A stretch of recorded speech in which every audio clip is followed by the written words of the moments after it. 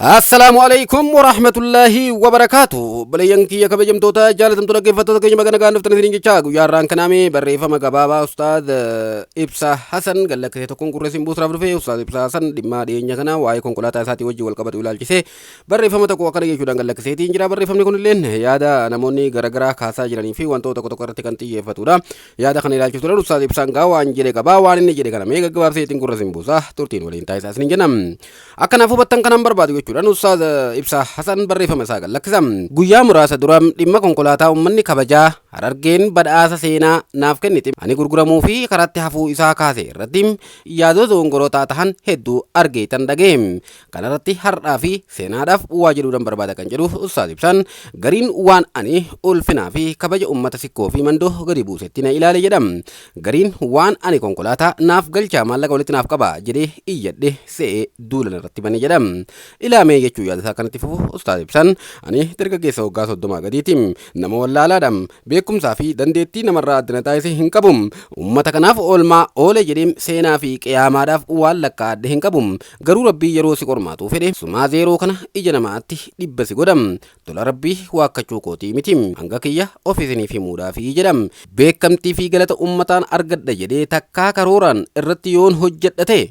arrabni kiyya gaafa xumuraa jiruu tiyyaa shahaadaa na adidu jechuun jechakkaan jabaatu kan dubbatu Ustaad Ibsaan garuu uummata osoo aatee hin hojjetin dursee mindaasiif kafalu irraa hin dhaladhee jedham. Ani maalifan Suudii deemee jechuun kan gaafatu Ustaad Ibsaan deebiisaa akkana jechuudhaan kannam gaafa jalqaba biyya Saawudiidhaa imalu simannaa fi badhaasa uummataa argadha jedhee lafa san hin ejjenne biyya jaalallee kiyya biyya Nabi Muhammad sallallahu alaihi wasallam dheebuun bara dheeraa qabuuf habbuuqqachuudhaafan achi dhaqee jedham. Sagantaa fi badhaasa naaf godhaa jedhee namni ani dubbise yoo jiraate har'a haa dubbatu jedham. Garuu uummanni ani irraa dhaladhe uummanni sikkoo fi mandoo ani lafa makkaa seenuu kiyya gaafa dhagahan nu dubbiftee wal agarru malee hin galtuu naan jedhanii jedham.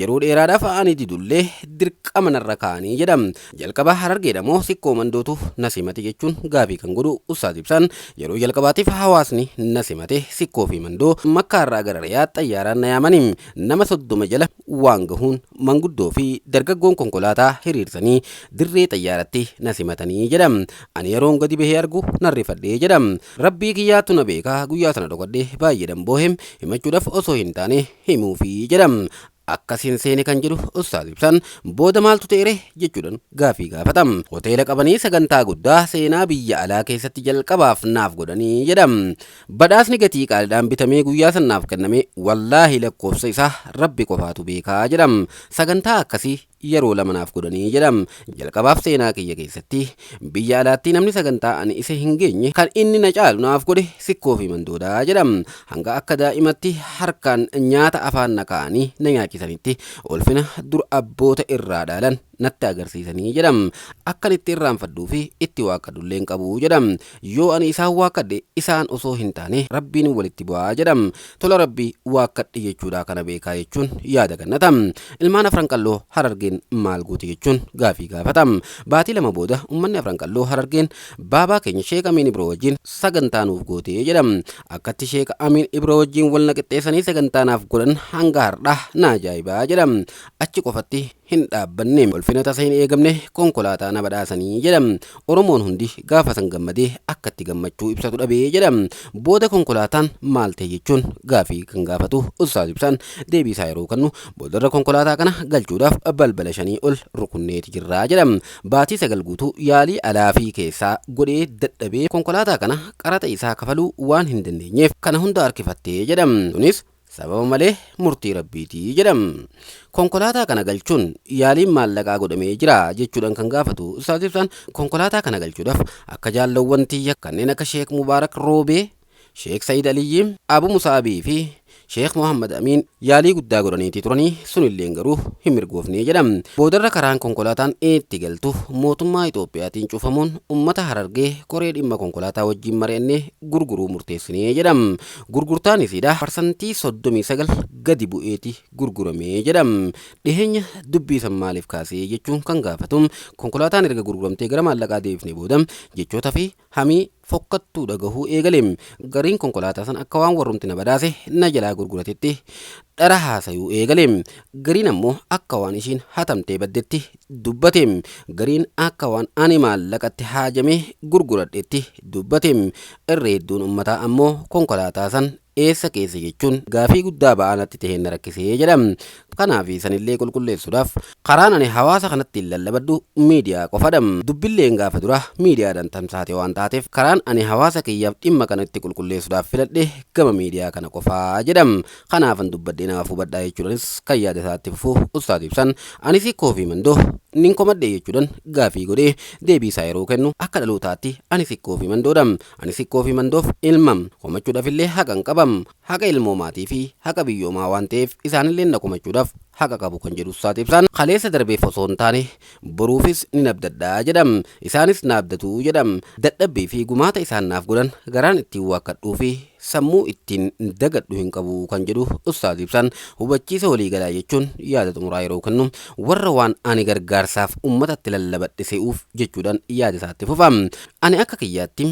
kaleessa ummataaf akkas godhem har'a ummanni akkanaaf godhuu qaba jechuu qabsoo osoo hin taane daldalatti beekam bittaa fi gurgurtaadha fakkaatas kan jedhu ustaad ibsan qabsoo jalaan qorsoo funaanuudha jedham kunis hafuu fi salphinaa jedham amala har'a dhaloota kana keessaan mul'ataa jiruudha jedham qabsaa'onni kaleessaa osoo dhakaa boraafatanii muka nyaatan addunyaarraa deemanii kan jedhu ustaad ibsan garuu dhaloonni har'aa laffaatii jaraatti akkaawuntii isaanii irraa nyaataati jiru jedham ani dargaggeessa fayyaa qabuudham hojjedhee fi danda'ee jiraachuudhaaf fedha rabbiitiin nama dirqamaa fi karoora guddaa qabuudha kan jedhu ustaad ibsan kuni barsiisa rasuula rabbiitiin sallallahu alaihi wasallam harka namaa nyaatuun borofoon fuularraa nama fixxii jedham osoo dibata meeqa dibattu qaamni si daalachaa jedham osoo hawaasni kiyya Oromoo waraanaa fi beelaan dhumaa jiru dhimma dhuunfaa kiyyaatiin cinqamuun doongoro tahuttan amanaa jedham har'as borus shilingii yookaahuu farankaa tokko na gargaaraa hin jennes hin jedhulleedham osoo rakkadhee biyyillee kan nyaadhu tahee gargaarsa ummatarraa hin haajamu kan jedhu ustaad ibsan birrii lakkaa'amu qabaadheellee osoo hin taane amma durallee hin haajamne jedham abbaa fi haadha nama kajeelatuun osoo jiran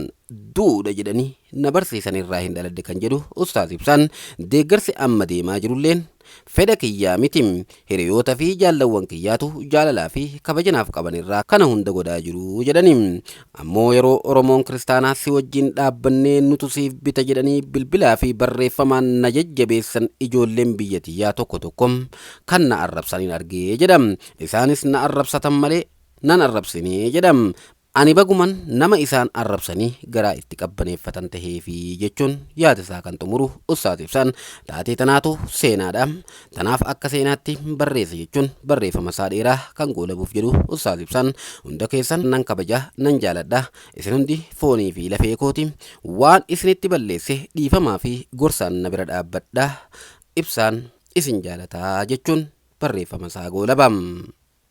Egaa kabajamtoota jaalatamtoota dhaggeeffattoota keenyaa ilmi namaa waan namaan jedhu hin dhabu osuma waan fedhellee tahee sheekiin jaan shariifiin jaan beekaan jaan hayyuun jaan dabeessan jaan jallaan jaan qajeelaan jaan isaan waanuma irraa dubbatan qofa argannaan takkaawwan numti sun ijoo miidiyaadhaa taanaan abbaan fedhe jara namarraa dubbatu tokkaawu namaa waaja'u jechoota garagaraa ufumaa funaannatee ufumaa tolfatee namaa waaja'u hin dhaban warri miidiyaadhaa kun sheeni jalaan bahu xiqqaan jalaan bahu guddaan jalaan baatu dubartiin dhaltee jalaan baatu tajaarsa gattee deemtee jalaan baatu tajaarsi gatee deemee jalaan baatu egaa tanaa dalagaa teenya ta'e booda kana alaa kulli haala kanaan akkamitti itti fufuu dandeenya kan jiru Oromoon of gaafachuu danda'uudha qaba mee akkamitti itti fufuu dandeenya haala kanaan garam deemaa jirra garuu wanni namarraa dubbataa oolantun hangam takkaan gabadduu taatanii beeytanii ijoollee teenya keessumattuu dilirraa irra guddoon diliidha nama amatuudha nama arrabsuudha namaan jechootan taane jechuudha bakka abbaan sun hin jirretti hayyama abbaa malee waan abbaan sun hin jaalanne jechoota fofokkotaa namni hin qabne namarratti roobsuudha wanni tun dilii akkaan gurguddoo sillee kasaartu obboleessa kiyya warri gartee intarneeta kana gubbaa jirtan namaa waan je'ina waa keessafuu jecha uumtanii namarratti waan takka uumtanii namaan hin je'ina dubbii takka osoo hin hubatin fuutanii hin fiiginaani rabbii keessan sodaadhaa ummata keenya sheekotiin isin jalaan baatu durriyyeen isin jalaan baatu baalageen isin jalaan baatu maali akkana ta'uun qabdan obboleeyyan kiyya akkanan tahina rabbuma keessan sodaadhaa rabbumaa jecha waan takka kanumatti beekaatuma dhiisaa yoo gorsa walii kanintan yoo nama kana jaalattan yoo waan yaadallee yaada babbareedaa qabaattan yaada gorsaa yaada babbareedaa yoo qabaattan namaaf dhiyeessuun waan bareedadha nama hin beekne hunda akkanumatti fuutanii gartee nama laalessan obboleeyyan kiyya nama laalessaa jirtan kan ammoo yoom agartanii dhiifama gaafattan yoo dhiifama hin gaafanne immoo dalagaan khayriidhaa ta sadaqattus ta'e ta salaattu ta'e ta soomantu ta'e abbaa feete ta'e dalagaan khayrii ati dalagattuun guutuun ishiidha nama saniif galti ati bilaashuma dalagaa khayriidhaa san dalagatta malee nama hamattee komantiidhaan ta'e jechootaan ta'e barreeffamaan ta'e viidiyoo laayivii seenteen ta'e tiiktook irraa tabtabii kajeeluudhaaf ta'e ilillii barbaada ta'e ajandaa ummataa uumuudhaaf ta'e waan feeteef ta'e wanni ati hojjettu tun yoo waan gartee dilii sirratti oofaatee khasaaraa hamaa keessa jiraachuu kan kee beekee obboleessa kiyya namarratti hin duulinaa yaa obboleettii tiyya hundi keessanuu namaan waanjiinaa namarratti dilii